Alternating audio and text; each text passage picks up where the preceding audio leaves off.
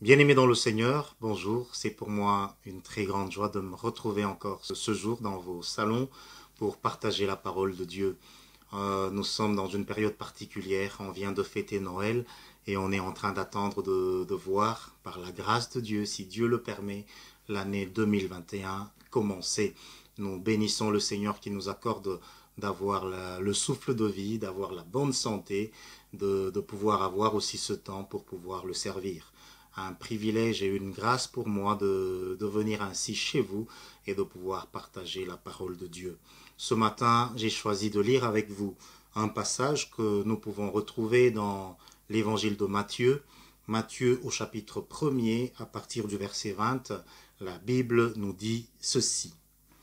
Comme il y pensait, voici, un ange du Seigneur lui apparut en songe et il dit, Joseph, fils de David, ne crains pas de prendre avec toi Marie, ta femme, car l'enfant qu'elle a conçu vient du Saint-Esprit. Elle enfantera un fils, et tu lui donneras le nom de Jésus.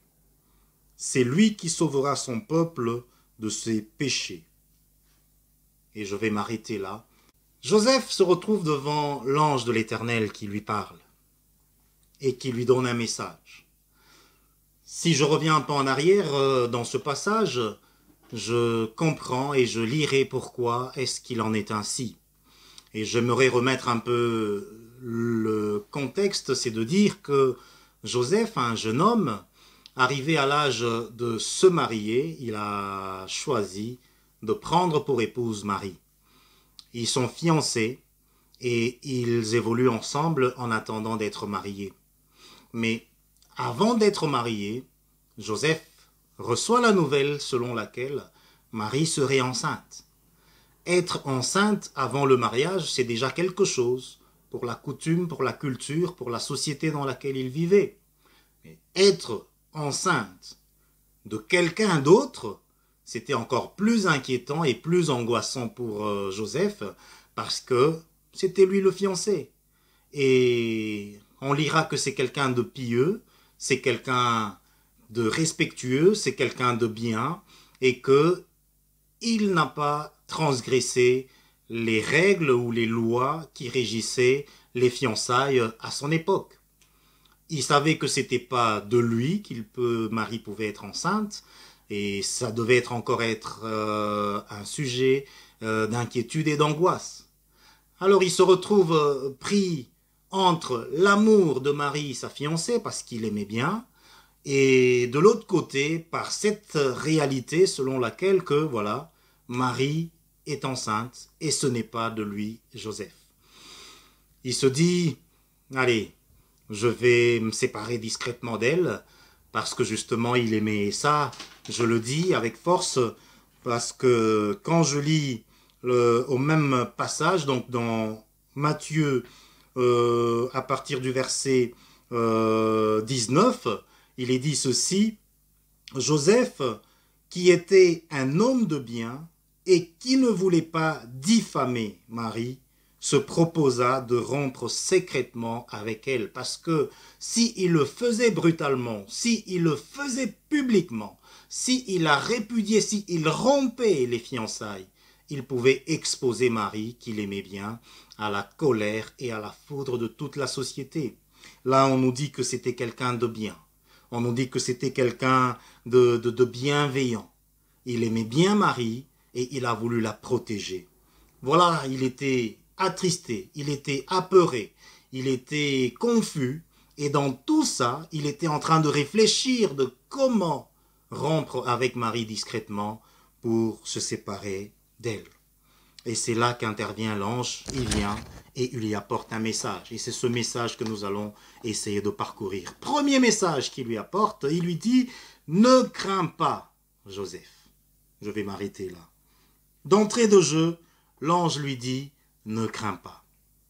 Ne crains pas de prendre Marie pour femme. Ne crains pas de ce que Marie soit enceinte. Ne crains pas de cette situation qui peut te peser, qui peut te faire poser des questions, qui peut t'inquiéter et qui peut t'effrayer en même temps. Ne crains pas. Et Dieu me demande de te dire aujourd'hui, toi qui me suis, sois sans crainte et confiance. Nous sommes dans une période tumultueuse dans notre société aujourd'hui. Nous sommes en train de vivre Noël et bientôt la nouvelle année dans des conditions inédites. Et c'est normal que nous puissions avoir peur. C'est normal que nous puissions être dans le questionnement. C'est normal que nous puissions être dans l'inquiétude. Il y en a qui souffrent de solitude. C'est tout à fait normal parce que la situation que nous vivons actuellement, elle est compliquée. Le monde est saisi depuis quelques mois de cette pandémie qu'on appelle la Covid-19 qui décime, qui a tué pas mal de personnes. Avant, c'était au loin qu'on entendait parler de cette pandémie, mais depuis quelque temps, elle visite nos villes, elle visite nos familles, elle visite nos églises. Et ça fait peur et ça fait mal au cœur.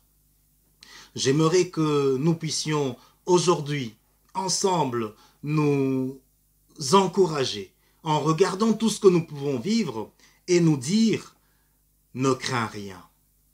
Ne crains rien, pourquoi? Parce que oui, c'est vrai que ça peut faire peur et ça fait peur.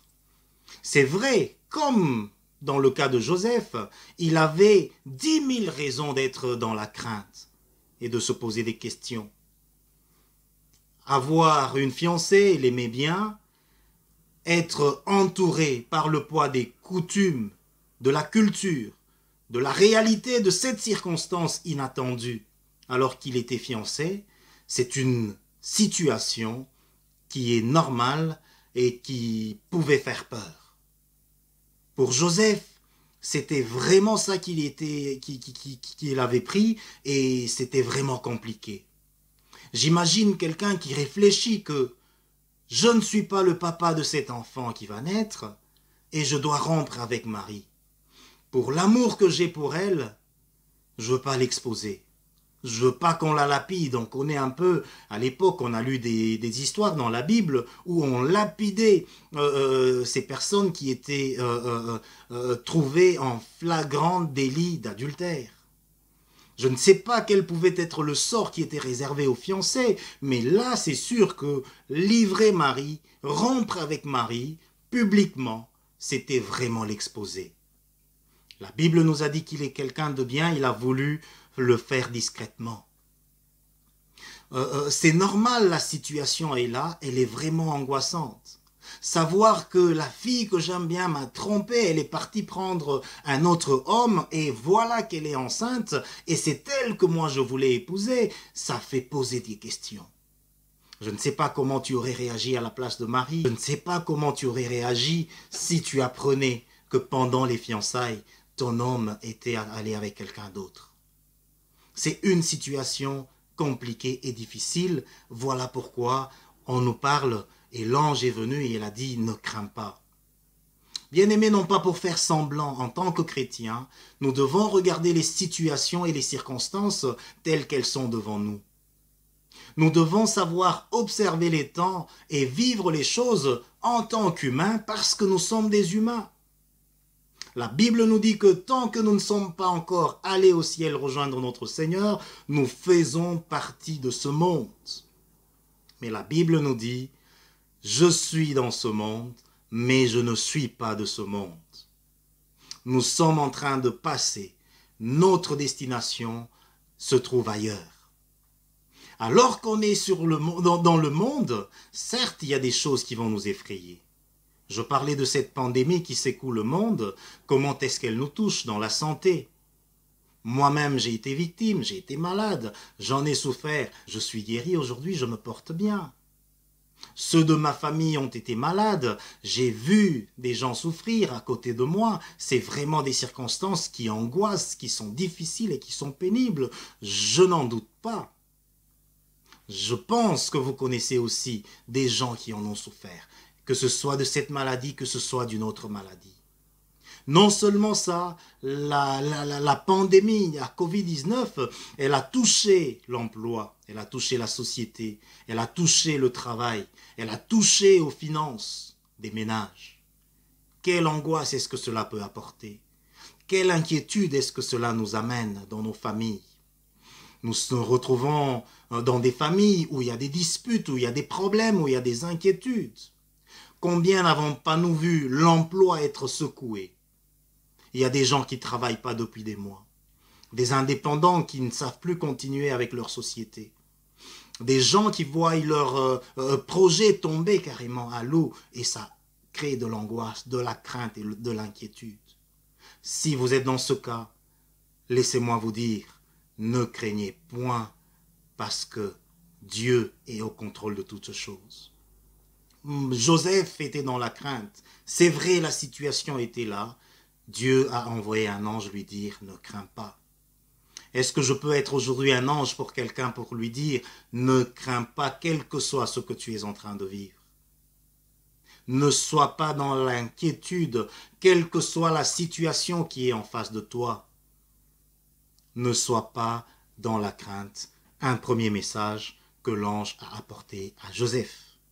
Deuxième message que je peux retenir de cette partie du message de l'ange à Joseph, c'est que l'ange lui dit, l'enfant que porte Marie, c'est un enfant qui est conçu par le Saint-Esprit.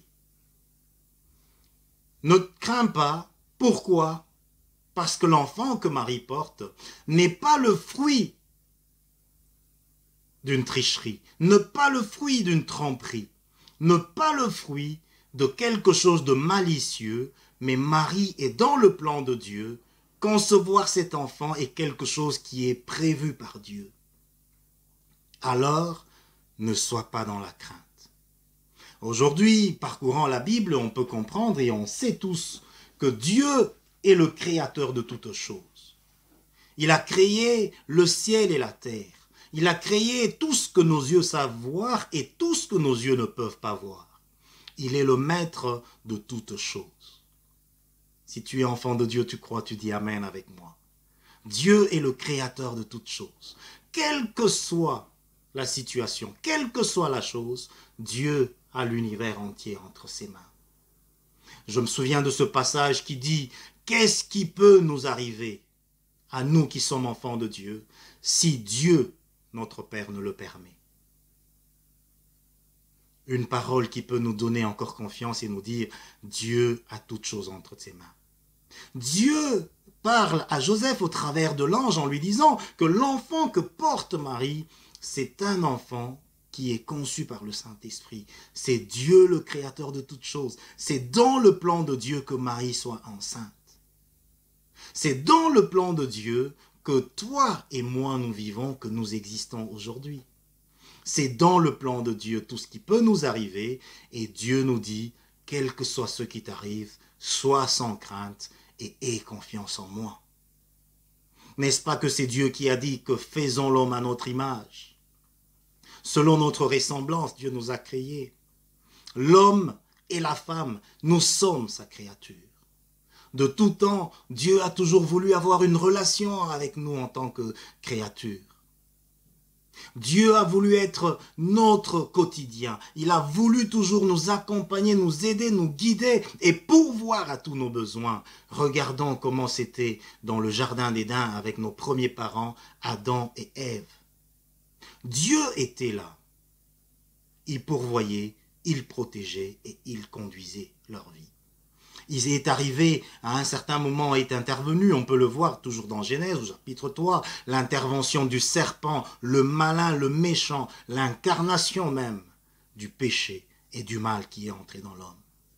Ce jour-là, le péché, le mal est entré, la séparation est entrée entre Dieu et l'homme et l'être humain, j'ai envie de dire, pour englober l'homme et la femme.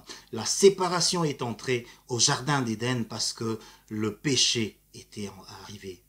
La malédiction, la séparation. Et depuis cette époque-là, Dieu s'était dit, je ne vais pas laisser l'être humain tout seul. J'aime tellement cet homme que j'ai créé. J'aime tellement cette femme que j'ai créée que je veux garder une relation avec. C'est ainsi qu'arrivé au chapitre 3 de l'évangile de Jean, Jean nous dit que Dieu avait un grand amour pour nous, pour toi et pour tous les êtres humains. Dieu nous a tellement aimés qu'il avait prévu de donner son unique fils avec un seul objectif, que tout celui qui va croire en lui, qu'il puisse avoir le salut, qu'il puisse avoir la vie éternelle. Et ce Fils dont parle Jean 3,16, c'est Jésus-Christ dont nous sommes en train de parler aujourd'hui. C'est ce Jésus-Christ qu'on est en train de fêter aujourd'hui dans cette période de Noël. Jean 3,16 nous dit, Dieu a tant aimé le monde, Dieu t'a tant aimé qu'il a donné son Fils. Donc la naissance de Jésus-Christ au travers de Marie et le fruit de l'intervention de Dieu par le Saint-Esprit, c'était quelque chose que Dieu avait déjà prévu. Raison pour laquelle Joseph devait être dans la sérénité. Parfois, il nous est difficile, bien-aimés, en tant qu'humains, de comprendre les plans de Dieu. Beaucoup de gens se posent la question du pourquoi, de comment, de quand et comment ça s'est passé, comment cela Dieu a fait pour que Marie tombe enceinte, et pourquoi et comment, et plein de questions, et les gens se déroutent et les gens s'éparpillent autour de ces questions, et nous, en tant qu'enfants de Dieu, en tant que chrétiens, nous voulons croire que la volonté de Dieu devait s'accomplir de cette façon-là. Des prophètes avaient déjà prédit avant, dans l'Ancien Testament, qu'une femme tomberait enceinte, qu'elle enfantera un fils, et ce fils aura pour mission de sauver son peuple. Il y a des choses qu'on ne connaît pas. Il y a des situations qu'on ne va pas comprendre. Il y a des événements qui vont nous arriver. Quand on ne voit pas le bout, on sera dans la crainte, on sera dans l'inquiétude. Et c'est tout à fait normal. Mais il ne sera pas normal qu'on reste dans l'inquiétude et dans la crainte en tant qu'enfant de Dieu. Et Dieu nous parle ce matin en disant, ne crains pas, parce que les choses qui t'effrayent et qui te font peur se retrouvent dans un plan que lui-même a conçu, que lui-même a prévu. Un message de réconfort pour Joseph, un message d'apaisement pour lui, un message de réconfort et d'apaisement pour toi aussi qui me suis. Malgré ce que tu es en train de vivre, Dieu sait par quoi tu es en train de passer. Quelle que soit la situation qui te perturbe, qui te trouble, qui te met dans la crainte, laisse-moi te dire que Dieu a toutes choses entre ses mains. Il n'y a rien qui peut t'arriver sans que lui ne puisse l'ordonner. Il n'y a rien de nouveau sous le soleil. Il n'y a pas de plus grand que Dieu. Lorsqu'on se confie en lui, on a vraiment des raisons d'être dans la sérénité, d'avoir la foi et de continuer à aller de l'avant. Sois sans crainte, bien-aimé, comme Joseph, en cette période de trouble, d'inquiétude et de questionnement, il cherche une solution, il veut aller trouver des solutions par lui-même, il veut chasser Marie, même qu'il prend soin d'elle, mais il veut rompre, chercher des voies de sortie par soi-même, ce ne sera pas toujours la voie par laquelle Dieu peut intervenir dans ta vie. Parfois, Dieu veut qu'on puisse lui faire confiance, démontrer qu'on lui fait confiance, qu'on garde la foi, qu'on puisse l'invoquer, qu'on puisse le prier et qu'on s'attende à ce que lui va nous sortir de cette situation. Il dit à Joseph, ne crains pas. Pourquoi? Parce que l'enfant que Marie porte, c'est un enfant qui est conçu par le Saint-Esprit, qui est dans le projet de Dieu et qui a une mission. Une troisième chose que l'esprit, que l'ange donne comme message à Joseph, c'est de lui dire, ce sera un fils que Marie porte. Deuxième chose, il lui dit, il portera et tu lui donneras le nom de Jésus. Quelle joie pour un parent, pour un père surtout, de savoir que son premier-né, c'est un fils. Dans certaines cultures, c'est vraiment sujet de joie, c'est vraiment un honneur lorsque quelqu'un se marie et va avoir pour premier enfant un garçon. Et là, on dit à Joseph, ce sera un fils. Je crois que c'était pour lui dire, écoute, ce n'est pas n'importe quel enfant, mais c'est un enfant, c'est un mâle, c'est un garçon, sois heureux. Deuxième chose, on lui dit le nom. Il s'appellera Jésus. On va essayer d'examiner un peu ce nom. Il est porteur d'espoir. Il a un message juste par lui-même. Jésus, c'est un nom qui est transformé du grec, et le grec qui tire son origine dans un nom hébreu, et en hébreu c'est Yeshua, ou Josué, Yeshua. Yeshua qui signifie l'Éternel est le salut.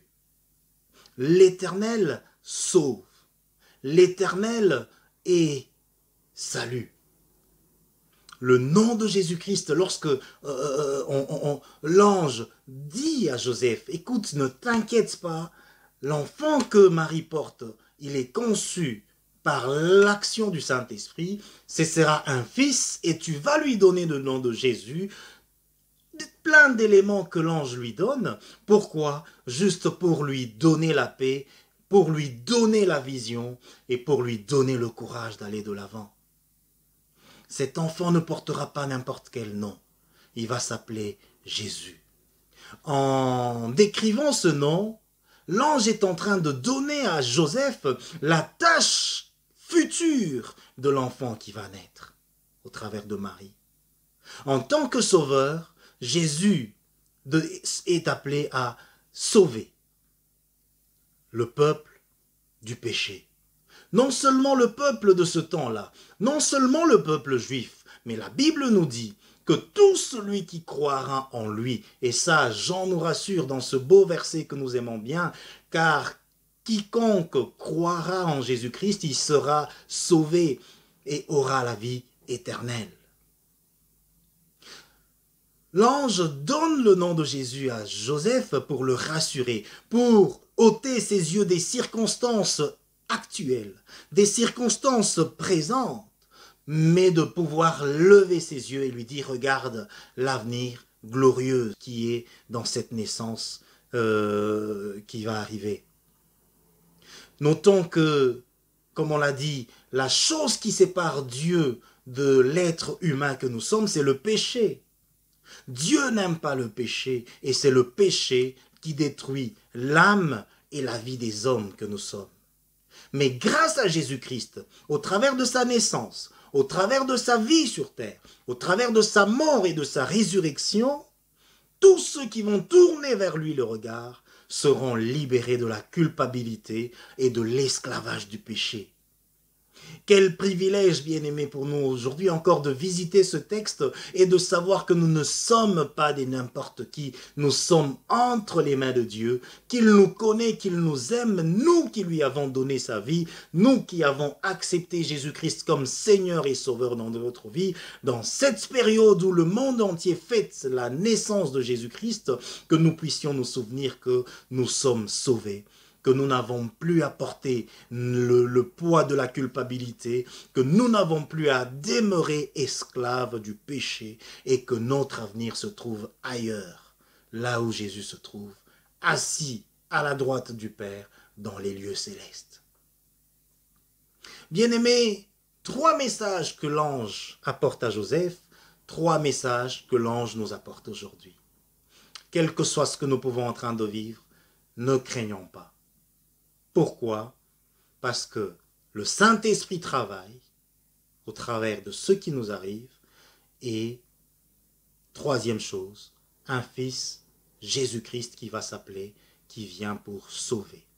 Et il vient sauver qui? Il vient nous sauver. De quoi? De tout ce qui peut nous envelopper, de tout ce qui peut nous peser sur le cœur. Grâce à Jésus-Christ, bien-aimés, nous sommes vainqueurs. Et nous sommes des plus que vainqueurs, dit la Bible, lorsque nous croyons en lui. En conclusion, pour ce message, j'aimerais que nous puissions essayer de comprendre vraiment cette réalité, que nous ne nous appartenons plus à nous-mêmes, mais que lorsque nous nous cachons en Jésus-Christ, nous sommes plus forts que toute chose. Paul écrivait aux Hébreux, Paul écrivait aux Galates, Paul écrivait aux habitants de Corinthe, et c'est là que j'ai choisi d'aller pour une parole en conclusion de ce message. Bien-aimés, lisons bien et essayons de comprendre. Ce n'est pas un message que je veux développer, mais je vais juste lire, pour finir, ce texte qui est plein de beaucoup de sens. Ce texte qui nous rappelle ce qu'est notre position en Jésus-Christ face à ces situations qui nous accablent, qui nous troublent, que nous puissions nous souvenir que notre position en Christ nous accorde beaucoup de privilèges et que nous puissions être de ceux qui allons comprendre, nous les approprier et en faire part de notre vie. Ce sera une simple lecture. Dans d'autres occasions, on pourra peut-être creuser ce texte qui renferme aussi beaucoup de vérité et on peut essayer de le comprendre. Vous pouvez étudier ce texte aussi à la maison parce qu'il est vraiment riche. Chaque mot nous interpelle, chaque mot nous apprend quelque chose de ce qu'est notre position face aux situations que nous vivons aujourd'hui. Je vais conclure donc, je disais, avec Colossiens, le chapitre 2. Je vais lire à partir du verset 6. La Bible dit ceci. Ainsi donc, comme vous avez reçu le Seigneur Jésus-Christ, marchez en lui, étant enracinés et fondés en lui, et affermis par la foi, d'après les instructions qui vous ont été données, et abondez en actions de grâce. Prenez garde que personne ne fasse de vous sa proie par la philosophie et par une vaine tromperie, s'appuyant sur la tradition des hommes et sur les rudiments, car en lui habite corporellement toute la plénitude de la divinité. Vous avez tout pleinement en lui, qui est le chef de toute domination et de toute autorité.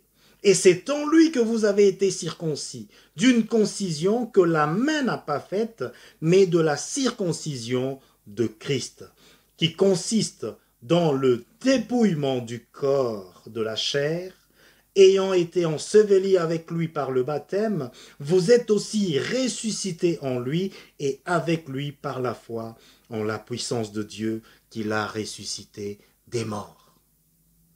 J'aimerais revenir pour terminer et dire juste le verset 10 qui nous dit « Vous avez tout pleinement en lui. » Tout pleinement en lui. Vous avez tout pleinement en lui. Lui qui est le chef de toute autorité. Il est au-dessus de toute chose. Et la Bible nous dit aussi quelque part que le seul nom que nous avons en tant que chrétiens, enfants de Dieu, le seul nom qui nous est donné, le seul nom par lequel nous allons être sauvés, c'est le nom de Jésus-Christ.